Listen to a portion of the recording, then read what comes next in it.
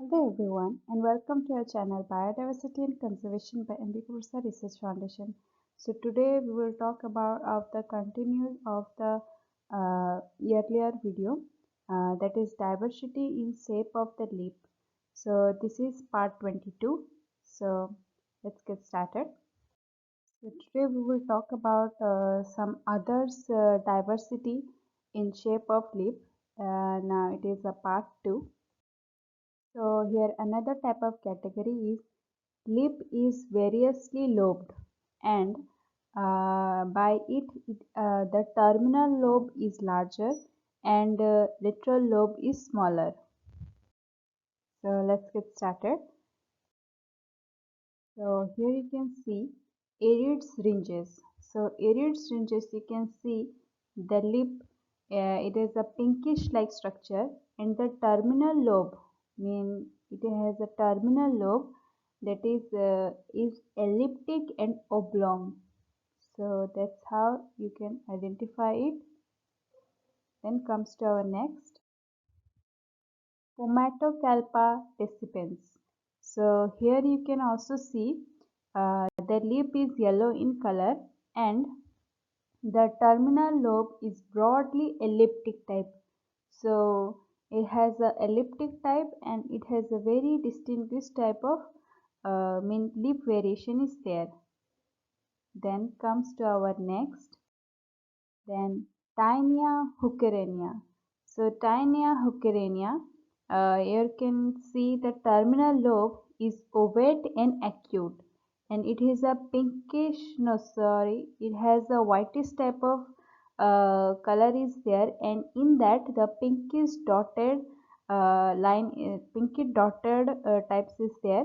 So it has a ovate, here you can see, and it is the acute type of structure. So mainly it is terminal lobe is there. So here you can identify this. Then comes to our, it is Nervalia scotti. So Nervalia scotti, it is an terrestrial orchid and here the terminal lobe is ovate and margin undulate. As you can see, it is a greenish and whitish at the last end of the leaf and the whitish and some peculiar type of lining red is there and some peculiar type of lining green is there. So here you can identify the Nervalia scotti by only that the lip variation. Then comes to our Cotonia pendicularis. So Cotonia pendicularis is an epiphytic orchid and here you can see the terminal lobe is shaped exactly like a certain bee.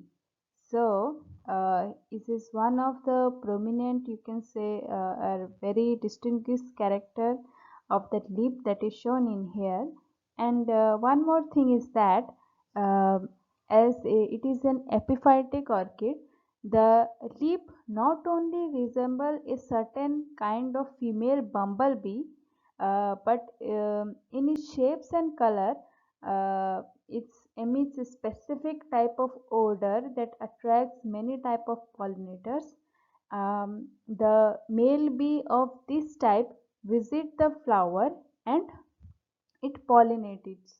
So sometimes it is as in scientific term it is known as a pseudo copulation. So you can see in this in this type of species, that is Cotonia pendicularis. So in that it mean as it pollinates like a pseudo copulation. So while pollinating the flower, then in sometimes in extreme case or in adaptation of the leaf, um, it is enlisted as a sexual behavior to meet its reproductive needs. So it has a pseudo like behavior is that. So for that it do its reproduction and other thing. So it is a basic term, but you can see the lip is very much resemble like a some kind of bee. So it attracts also many type of bees. So here you can see the lip variation in this. Then comes to our next category of the lip is the lip that has a lobe which is broader in size. So here you can see the Liparis viridiflora. So here the lobes of the lip is margin entire. So in this picture you can see the lobe of the lip is margin is there. It is entire in shape. So here you can identify this. So every or you can say many Liparis species can be distinguished by their lip structure and the other type of spur you can say or the variation colors in leaf, so from that you can identify it. So here is Dendrobium bicameratorum. So here the lobes of the leaf is the margin is totally dented like structure. So you can see in this picture it is a yellow in color and it is a dented like shape. So here you can identify this. Now comes to our Pectalis gigantea. So you can see a very interesting type of lip is there. So like the in it the lobes of the lip is margin fimbriated. Fimbriated as in you can see it has a like finger projection like it is there. So here you can identify this. It is a very prominent or you can say very distinguished or you can say very attractive character of the lip in this species. So here you can identify this by only by the lip variation or you can say the lip structure. Then comes to our Habenaria plantaginea. So Habenaria plantaginea is a terrestrial orchid and another factor is there the lip. You can see the lip is a like you can say the wing like structure and another one is that the lateral lobe is larger. So the it has a you can say the wing like structure, the lateral one the lobe is there, it is larger than the dorsal one. So it is one of the characteristics of the Habenaria species, uh, the lip variation. So only you will see Habenaria plantaginea like wings like structure. In many Habenaria species it has a wing but some are fimbriated type. So from that you can differentiate it by only the lip part. So as I've told earlier that Habenaria species has a very distinguished type of character. So at before previous slide I talked about some Habenaria that it has a wings like structure. Then in this Habenaria crassifolia, so it is a synonym of Habenaria brachyphylla. So in this you can see not very much clearly but in this you can mainly identify it by only the lobes of the lip is slender first, then equal in length, it has a equal in length mean the lobes is equal in length, then it is a linear one and it has a three like mean three type of lobes is there. So from that you can identify this. Then comes to our Habenaria commelinifolia. So it is also a terrestrial orchid and one more thing is that it is will be only found at the rice field areas or at the any type of grazing areas and at the moist areas. So these are one of the main characteristics or you can say that's how you will found this species. And another one is the lip. As you can see it has a many type of spur or you can say many types of hairs like that. So from that it is very much visible. uh, so for that it is very much common for the identification, mean you can easily identify it. So now we'll talk on the lip. So lobe of the lip is mid lobe is shorter.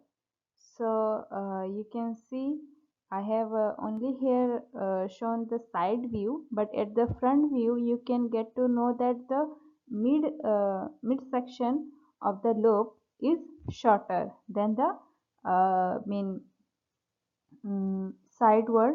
It has a longer lobe. Then comes to our Crepidium mackinoni. So Crepidium mackinoni, it is an terrestrial orchid, and the lobes of the lip is like the lateral lobe is extended backwards to elongate the process. So in this picture you can see the lateral one, the lobes is extended backwards. So from that, as I've told earlier that in many type of orchids, some are lobes are in backward and some are in inward, and some are as in protruding at the upper side. So it has a very much distinguished character. So here this you can identify this. So these are also some of the diversity of lip that are available in Odisha. So we will continue on further on part 3, that other lip character or how you will identify it and what are the distinguished key features to identify it. So these are one of the, or you can say some of the diversity that you can differentiate it. So this is for it for the part 2 section. Then it is to be continued. Then in part 3 we will talk about some others aspect on the diversity on the lip variation. Then at the part 4 as the final one, I will talk about on the lip variation, but on the very subcategory part, that is called spur. As I have talked in our part 1 of the diversity of the lip, that spur is also a one type of the, you can say, subcategory that is fall under the lip. That is it is divided further, as in we call them as spur. So at the part 4 we will talk about on that, but in part 3 we will talk about some other commonly that we see in Odisha, or you can say commonly or uncommonly, because some are till not seen, as it has very less in population. So thank you. So we will, at the next video we will talk about on the other aspect of the leaf variation. Thank you.